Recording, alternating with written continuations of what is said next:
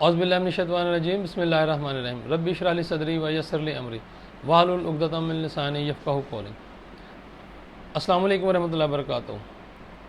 ہم نے جو ادراک القرآن کا سلسلہ شروع کیا ہے، جس میں ہم الحمدللہ قرآن مجید کا اردو ترجمہ پڑھنے کی سعادت حاصل کرتے ہیں۔ پچھلے پروگرام تک ہم نے سورۃ البقرہ کی آیت نمبر 100 تک کا اردو ترجمہ پڑھنے کی سعادت حاصل کی تھی۔ آج ہم اسی پروگرام ادراک القرآن کے سلسلے میں قرآن مجید کا اردو ترجمہ سورۃ البقرہ کا آیت نمبر 101 سے لے کر 120 تک پڑھنے کی سعادت حاصل کرتے ہیں۔ تو آئیے شروع کرتے ہیں اردو ترجمہ۔ بسم اللہ الرحمن الرحیم۔ شروع اللہ کے نام سے جو بڑا مہربان نہایت رحم فرمانے والا ہے۔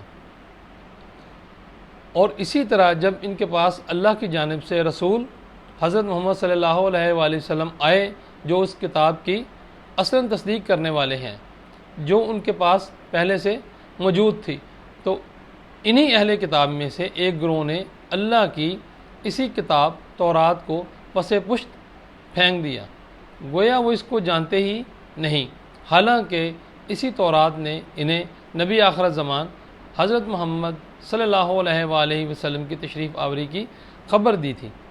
اور وہ یہود تو اس چیز یعنی جادو کے پیچھے بھی لگ گئے تھے جو سلیمان علیہ السلام کے عہد حکومت میں شیاطین پڑھا کرتے تھے، حالانکہ سلیمان علیہ السلام نے کوئی کفر نہیں کیا، بلکہ کفر تو شیطانوں نے کیا جو لوگوں کو جادو سکھاتے تھے، اور اس جادو کے علم کے پیچھے بھی لگ گئے جو شہر بابل میں ہاروت اور ماروت نامی دو فرشتوں پر اتارا گیا تھا۔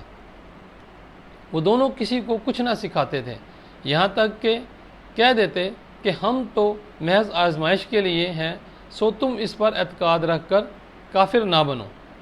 اس کے باوجود وہ یہودی ان دونوں سے ایسا منتر سیکھتے تھے جس کے ذریعے شوہر اور اس کی بیوی کے درمیان جدائی ڈال دیتے، حالانکہ وہ اس کے ذریعے کسی کو بھی نقصان نہیں پہنچا سکتے مگر اللہ ہی کے حکم سے۔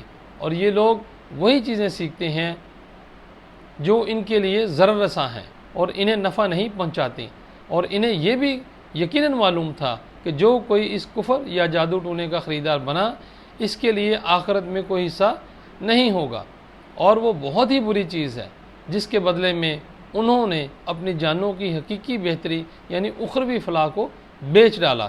کاش وہ اس سودے کی حقیقت کو جانتے، اور اگر وہ ایمان لے آتے اور پرہیزگاری اختیار کرتے تو اللہ کی بارگاہ سے تھوڑا سا ثواب بھی ان سب چیزوں سے کہیں بہتر ہوتا۔ کاش وہ اس راہ سے آگاہ ہوتے۔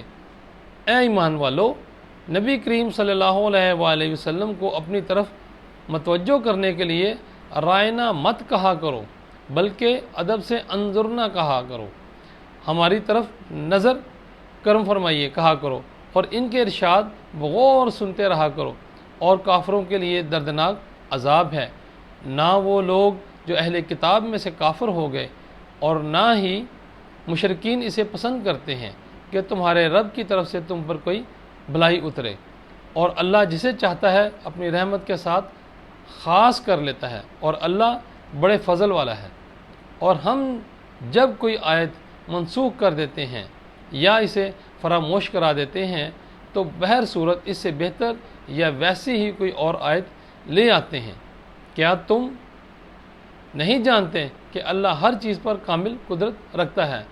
کیا تمہیں معلوم نہیں کہ آسمانوں اور زمین کی بادشاہت اللہ ہی کے لیے ہے، اور اللہ کے سوا نہ تمہارا کوئی دوست ہے اور نہ ہی مددگار؟ کیا تم چاہتے ہو کہ تم بھی اپنے رسول صلی اللہ علیہ وآلہ وسلم سے اسی طرح سوالات کرو جیسا کہ اس سے پہلے حضرت موسیٰ علیہ السلام سے سوال کیے گئے تھے؟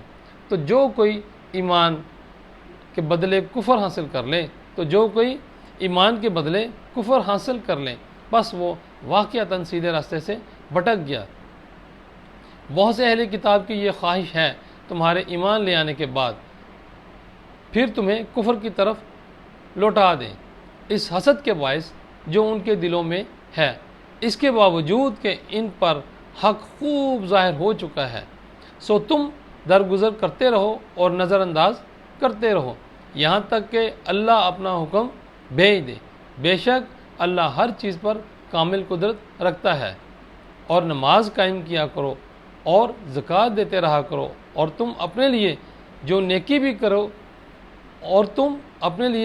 نیکی بھی آگے بھیجو گے اسے اللہ کے حضور پالو گے۔ جو کچھ تم کر رہے ہو یقیناً اللہ اسے دیکھ رہا ہے۔ اور اہل کتاب کہتے ہیں کہ جنت میں ہرگز کوئی بھی داخل نہیں ہوگا سوائے اس کے کہ وہ یہودی ہو یا نصرانی، یہ ان کی باطل امیدیں ہیں۔ آپ فرما دیں کہ اگر تم اپنے دعوے میں سچے ہو تو اپنی اس خواہش پر سند لاؤ۔ ہاں، جس نے اپنا چہرہ اللہ کے لیے جھکا دیا، یعنی خود کو اللہ کے سپرد کر دیا، اور وہ صاحب احسان ہو گیا، تو اس کے لیے اس کا اجر اس کے رب کے ہاں ہے، اور ایسے لوگوں پر نہ کوئی خوف ہوگا اور نہ وہ رنجیدہ ہوں گے۔ اور یہود کہتے ہیں کہ نصرانیوں کی بنیاد کسی شے یعنی صحیح عقیدے پر نہیں، اور نصرانی کہتے ہیں کہ یہودیوں کی بنیاد کسی شے پر نہیں، حالانکہ وہ سب اللہ کی نازل کردہ کتاب پڑھتے ہیں۔ اسی طرح وہ مشرک لوگ جن کے پاس سرے سے کوئی آسمانی علم ہی نہیں، وہ بھی انہی جیسی بات کرتے ہیں۔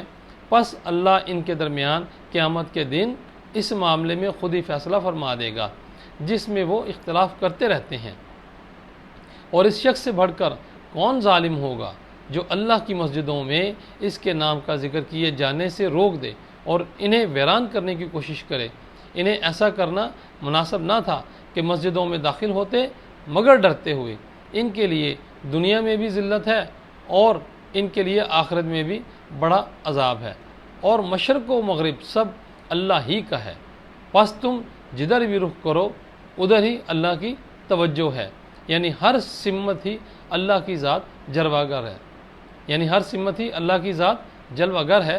بے شک اللہ بڑی وسعت والا سب کچھ جاننے والا ہے۔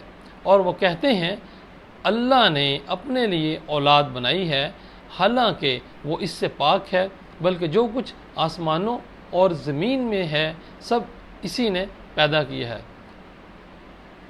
اور سب کے سب اس کے فرما بردار ہیں۔ وہی آسمانوں اور زمین کو وجود میں لانے والا ہے، اور جب کسی چیز کے ایجاد کا فیصلہ فرما لیتا ہے تو پھر اس کو صرف یہی فرماتا ہے کہ تو ہو جا، پس وہ ہو جاتی ہے۔ اور جو لوگ علم نہیں رکھتے کہتے ہیں کہ اللہ ہم سے کلام کیوں نہیں فرماتا، یا ہمارے پاس براہ راست کوئی نشانی کیوں نہیں آتی۔ اسی طرح ان سے پہلے لوگوں نے بھی انہی جیسی بات کہی تھی۔ ان سب لوگوں کے دل آپس میں ایک جیسے ہیں، بے شک ہم نے یقین والوں کے لیے نشانیاں خوب واضح کر دی ہیں۔ اے محبوب مکرم، بے شک ہم نے آپ کو حق کے ساتھ خوشخبری سنانے والا اور ڈر سنانے والا بنا کر بھیجا ہے، اور اہل دوزخ کے بارے میں آپ سے پرسش نہیں کی جائے گی، اور یہود و نصارہ آپ سے اس وقت تک ہرگز خوش نہیں ہوں گے جب تک آپ ان کے مذہب کی پیروی اختیار نہ کریں۔ آپ فرما دیں کہ بے شک اللہ کی عطا کردہ ہدایت ہی حقیقی ہدایت ہے۔ امت کی تعلیم کے لیے فرمایا، اور اگر وہ فرض محال آپ نے اس علم کے بعد جو آپ کے پاس اللہ کی طرف سے آ چکا ہے ان کی خواہشات کی پیروی کی تو آپ کے لیے اللہ سے بچانے والا نہ کوئی دوست ہوگا اور نہ کوئی مددگار۔ جزاک اللہ۔